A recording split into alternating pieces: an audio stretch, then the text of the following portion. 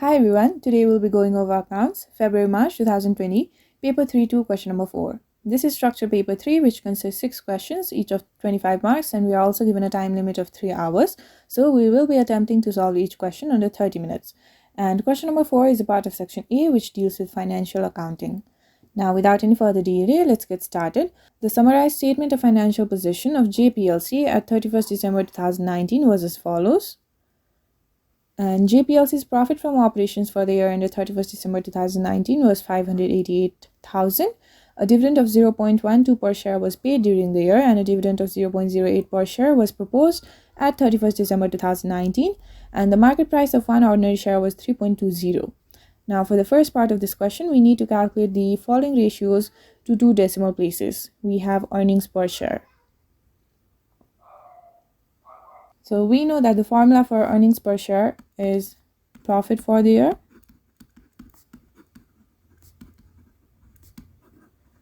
divided by our number of ordinary shares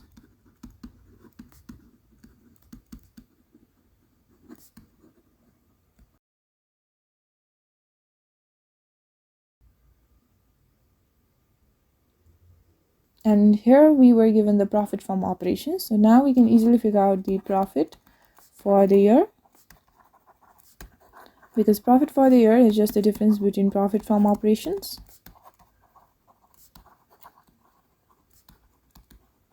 and finance charge.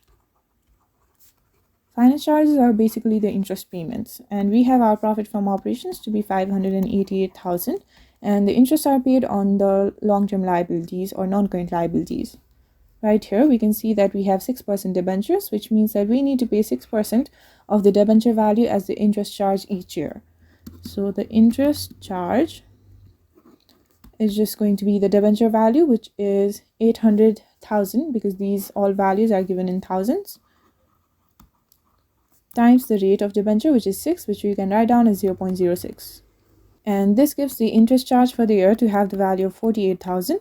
So now we just need to deduct the 48,000 from the profit from operations in order to figure out our profit from the year, which is 588,000 minus 48,000, which results in the value of 540,000.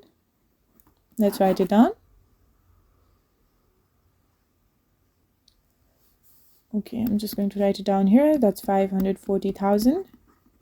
We need to divide it by our number of ordinary shares. And we are given the value of ordinary shares as well as the nominal rate, and the number of ordinary share is just going to be the total value divided by the nominal rate. And in this case, the total value is 2,000, and this is given in thousands, so that would be 2 million, divided by the nominal rate, which is 1, which gives our number of ordinary shares to be 2 million. Let's write it down. That's 2 million. And this gives our earnings per share to have the value of 540,000 divided by 2 million, which is 0.27 per share. Okay, now the second ratio is the price earnings ratio.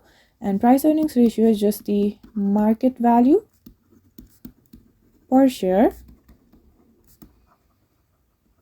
divided by earnings per share.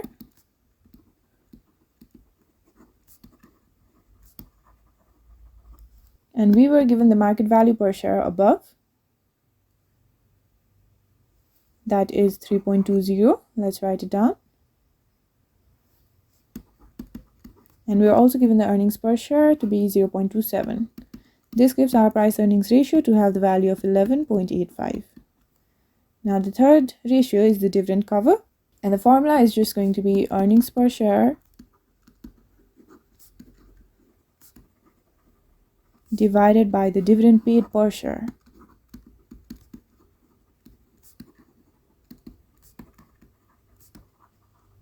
And we can see that our earnings per share is 0.27. Now we are given the dividend paid above. Right here, a dividend of 0.12 per share was paid. So this is the dividend paid per share. Let's write it down. That's 0.12, which gives the dividend cover to be 2.25. And this just means that how many times the earnings per share can cover our dividend paid per share, and we concluded that it was 2.25 times. Now the final one is dividend yield, and dividend yield is just the dividend paid per share divided by the market value per share. And we have our dividend paid per share to be 0.12 and the market value per share to be 3.20. And remember that dividend yield is given in a percentage, so I'm just going to multiply by 100%. Okay, so now our dividend yield is going to be 0.12 divided by 3.20 times 100%, which results in 3.75%. This concludes the first part of this question. We can now move towards the second one. We are given additional information. The directors of JPLC aim to maintain a higher dividend cover in the coming 3 years. Okay, let's have a look at the formula for dividend cover. It is the earnings per share divided by the dividend per share. And we want the dividend cover to be higher, right? For this value to be higher, either the earnings per share should be higher, right? Or the dividend per share should be lower. And now we need to explain why the directors wish to maintain a higher dividend cover. Like I said, the dividend paid per share should be lower. So the very first reason could be that smaller proportion of profit is distributed to the shareholders as dividend. Let's write it down. Smaller proportion of profit is distributed to the shareholders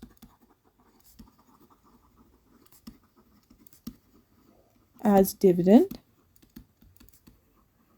And when we distribute lower dividend, obviously our profit is being retained in the company itself, which means that that could lead to a higher retained earnings, and that could be a reason why the directors wish to maintain a higher dividend cover. Let's write it down. Want to maintain a higher retained earnings.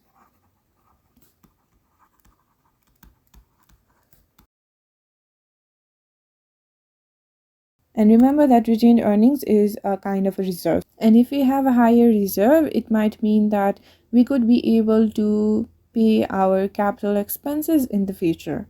And the directors might be wishing to do so. Let's write it down. There may be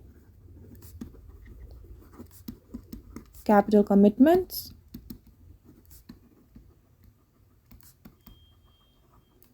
in the future. And this concludes the second part of this question. We can now move towards the third one. We are again given additional information, but in the third question, we need to define the following terms. So I'm just going to skip this additional information for now. And the very first term that we need to define is a liability. So liability is basically what we owe others, right? So it could be termed as a present obligation arising from the past events. And we need to pay those amounts. So the settlement of which is expected to result in an outflow from the entity of resources, because we obviously have to pay it, which means that our resources such as cash will be going out of the company. Let's write it down. Liability is a present obligation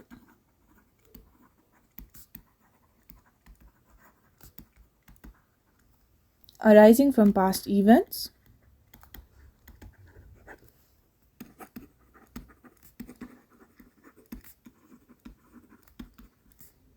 the settlement of which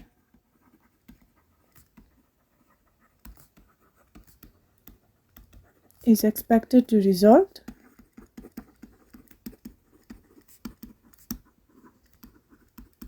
in an outflow from the entity of resources. Now, the second term that we need to define is the provision, and provision is basically a liability of uncertain timing and amount, right? And these are the cases where we create a provision in order to cover a probable future event. We do not know whether that particular future event will occur or not, but there is a slight possibility due to which we create a provision. Let's write it down. Provision is a liability of uncertain timing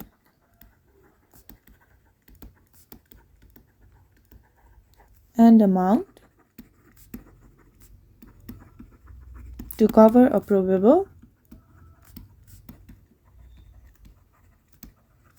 future event. And the third term that we need to define is contingent liability. And contingent liability is a possible obligation that arises from the past events. And the existence of these liabilities will only be confirmed by the occurrence or non-occurrence of one or more uncertain future events. Let's write it down. Contingent liability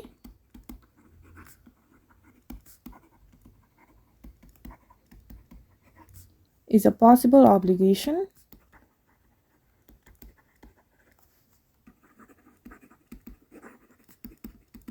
that arises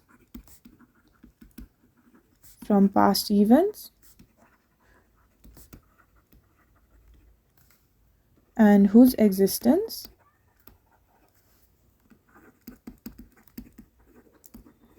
will be confirmed only by the occurrence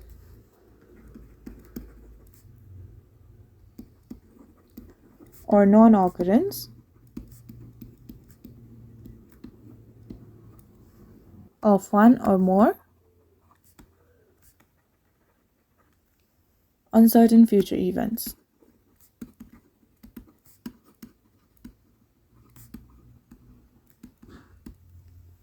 And this concludes the third part of this question. We can now move towards the fourth one.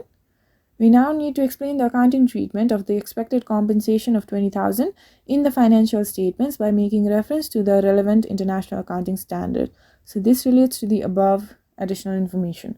During the year ended 31st December 2019, JPLC was sued by a customer for the breach of a sales contract, and the case will be heard in court in May 2020.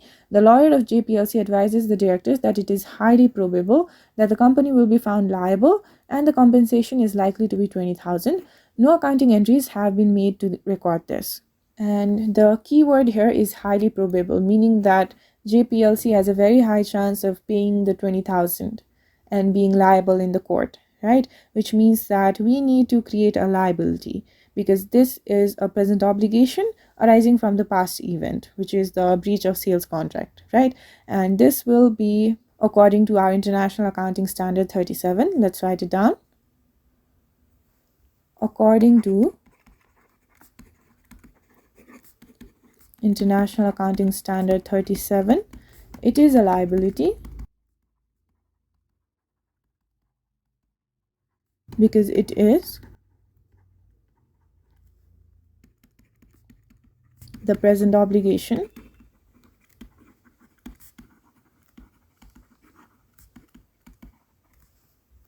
arising from the past event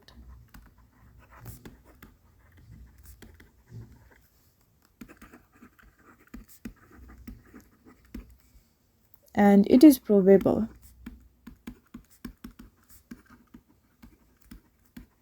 We are told it is highly probable, so we will assume that the probability is more than 50%. So there is outflow of resources.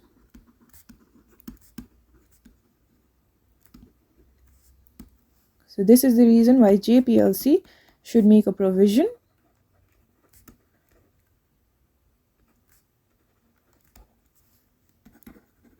and provision would be the amount that we might need to pay, which is 20,000, resulting in a reduction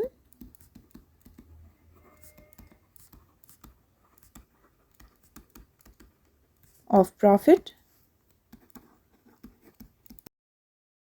by the same amount of provision, which is 20,000.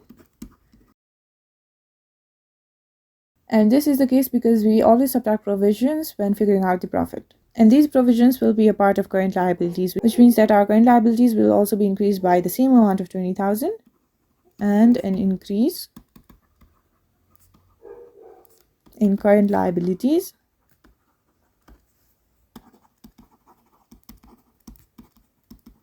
of 20,000. This concludes the fourth part of this question. We can now move towards the fifth one.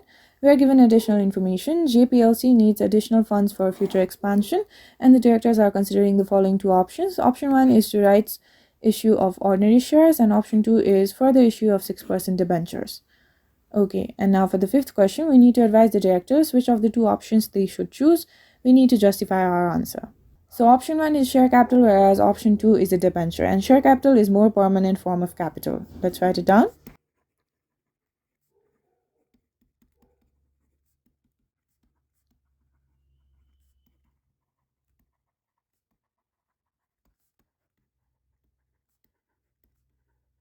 And this is the permanent form of capital because we do not have to repay it, right?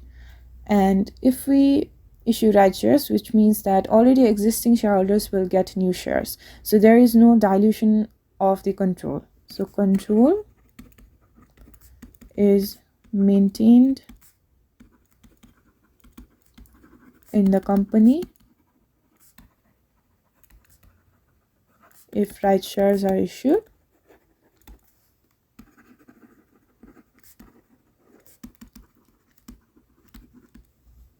And if we are talking about debenture, then interest must be paid. Let's write it down.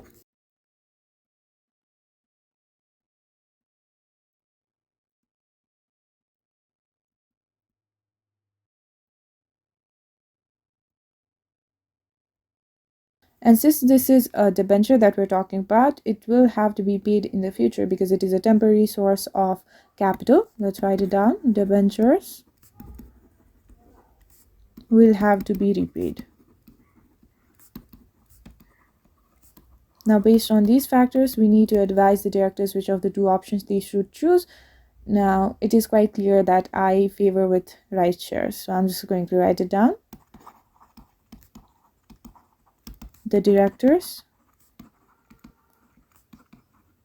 should choose option 1 and go with the right shares. Alright, this concludes the fifth part of the question as well as this entire question. If you found this video useful, make sure you like the video and leave a comment below, and make sure you subscribe to the channel and hit the bell icon so that you do not miss any of these videos in the future. Thank you.